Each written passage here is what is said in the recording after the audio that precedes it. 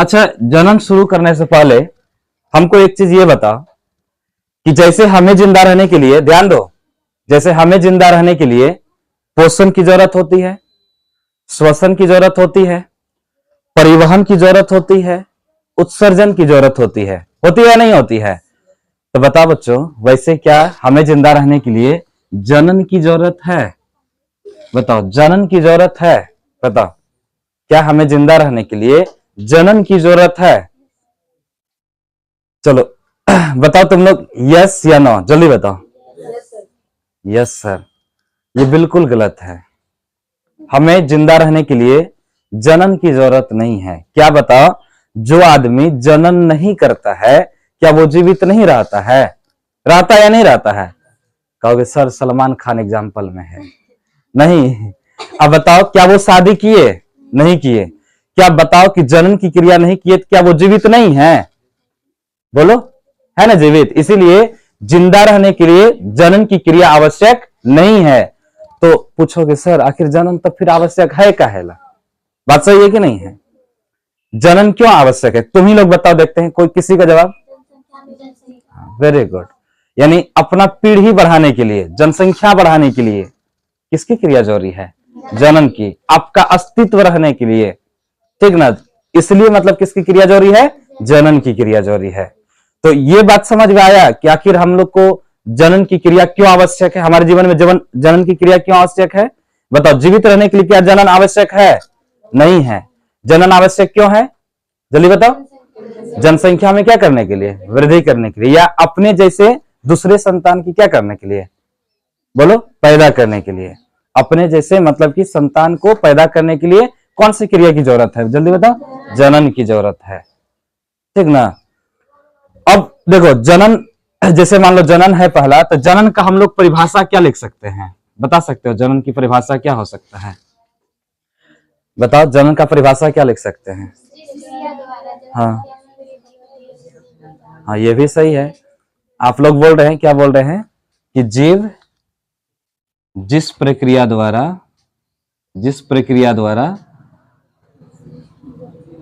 अपनी संख्या में क्या करता है? बोलो, वृद्धि करता है। वृद्धि करता है, उसे क्या कहते हैं?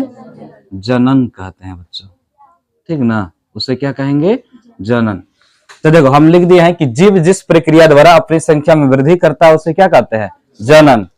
या एक और परिभाषा बोल सकते हैं, क्या जानते हो? या जीव जीव जिस प्रक्रिया द्वारा,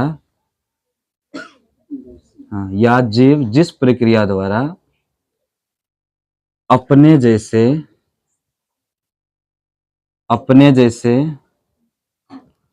संतान को पैदा करता है।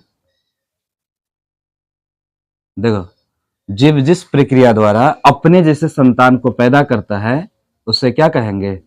जनन कहते हैं। क्या कहते हैं? जनन, ठीक ना? ये तो आपको समझ में आ गया होगा परिभाषा, नहीं? कि जीव जिस प्रक्रिया द्वारा अपनी संख्या में वृद्धि करता है या अपने जैसे संतान को क्या करता है? पैदा करता है, तो उसे हम लोग क्या कहते हैं? जल्दी बताओ। जनन कहते हैं। इतना समझ में आया है ना? अब देखो, तो जनन की क्रिया में कोई तो भाग लेता है, जनन की क्रिया में भाग लेता है ना? तो देखो, आगे हम लोग जनन के प्रकार में भी पढ़ेंगे, लैंगिक जनन और अलैंगिक जनन, ठीक ना? उससे पहले एक चीज समझ लो, स्टार देके देखो, इसमें हम एक चीज लिख सकते हैं कि देखो, जनन की क्रिया में जो भाग लेता है, जनन की क्रिया में जो भाग लेता है उसे क्या कहते हैं? कोई बता सकते हो? बताओ, जनन की क्रिया में जो भाग लेते हैं उसे क्या कहते हैं? एनीबॉडी? नहीं पता है? देखो, जनन की क्रिया में जो भाग लेता है ना उसे बच्चों जनक कहते हैं। क्या कहते हैं? जनक। देखो, जनक की क्रिया में जो भाग लेगा उसे क्या कहेंगे? जनक कहेंगे। जनन की क्रिया में जो भाग लेगा उसे क्या कहेंगे? जनक, ठीक ना? जैसे हमारे जनक कौन है? माता पिता है ना, क्योंकि हमको पैदा किसने किया? माता पिता ना। अब हमारे पिता को पैदा किसने किया? दादाजी ना। बात समझ में आ रहा है? तो पिता के जनक हो गए हमारे दादाजी, और हमारे जनक हो गए हमारे पिताजी या माताजी, दोनों हमारे जनक हैं, यानी दोनों हमें पैदा करने वाले हैं, ठीक ना। हमको पैदा किसने किया? माता और पिता ही ने किया है ना। बात समझ में आया? तो वो जनक है हमारे। वो कौन है? जनक। चलो अब अगला है कि बताओ जनन की क्रिया के द्वारा, जनन की क्रिया के द्वारा, देखो जनन की क्रिया के द्वारा जिसका निर्माण होता है, नहीं, जनन की क्रिया के द्वारा देखो जो निर्माण या बोल सकते हैं जन्म लेता है, देखो जनन की क्रिया के द्वारा जो निर्माण या जन्म लेता है, ठीक ना, उसे क्या कहेंगे? देखो जनन की क्रिया के द्वारा, ठीक ना, जिस जो निर्माण या जन्म लेता है उसे क्या कहेंगे? जल्दी बताओ। उसको कहते हैं संतति। क्या कहते हैं? संतति, या क्या कहते हैं? संतान कहते हैं। कहते हैं या नहीं कहते हैं? देखो जनन की क्रिया के द्वारा जिसका निर्माण हो या जो जन्म लेता है, ठीक ना, उसे हम लोग क्या कहते हैं? जल्दी बताओ। संतति या संतान कहते हैं। देखो जनन की क्रिया में जो भाग लिया उसको क्या कहेंगे बच्चों? जनन, सॉरी जनक। क्या कहेंगे? जनक। सुनो, जनन की क्रिया में जो भाग लेगा उसको क्या कहेंगे? जनक। और उसका जनन की क्रिया के द्वारा जिसका निर्माण होगा या जो पैदा होगा उसको क्या कहेंगे? जल्दी बताओ। संतति या संतान कहेंगे। संतति या क्या कहेंगे? संतान। क्या यहां तक आपको समझ में आया है? चलो रिपीट करते एक बार। बताओ जनन किसे कहते हैं?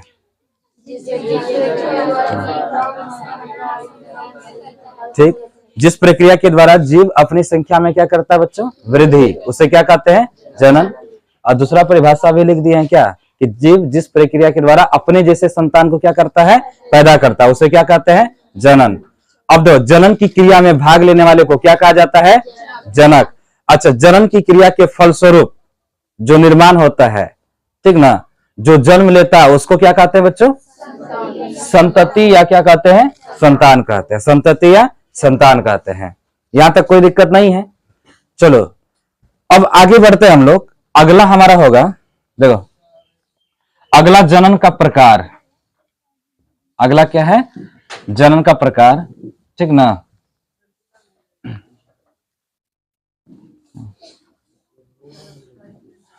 अच्छा एक चीज बताओ, अगर मान लो कोई पूछ देगा कि बताओ जनन का अर्थ क्या होता है, अगर मान लो कोई पूछ दिया कि जनन का अर्थ क्या है, दूसरा अर्थ क्या है, तो बच्चों जनन का जो अर्थ होता है ना उसको क्या कहते हैं? उत्पत्ति, या एक अर्थ होता है आविर्भाव। क्या होता है? आविर्भाव। उत्पत्ति या क्या होता है? आविर्भाव। ये जनन शब्द का अर्थ है। जनन शब्द का अर्थ क्या है? उत्पत्ति या आविर्भाव। क्या होता है?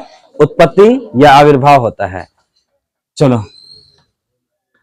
अब आते हैं हम लोग जनन के प्रकार। किसमें? जनन के प्रकार। देखते हैं कौन बच्चा बता पाता है कि जनन कितने प्रकार के होते हैं। जल्दी बताओ। दो प्रकार के ना। कौन कौन से? जल्दी बताओ।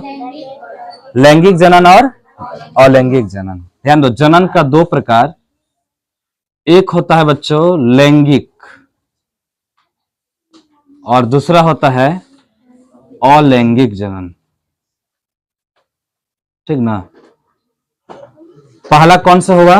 लैंगिक जनन, और दूसरा कौन सा होगा? अलैंगिक। ये दो प्रकार मतलब कि जनन का प्रकार है। अच्छा ये बताओ, अगर हम पूछे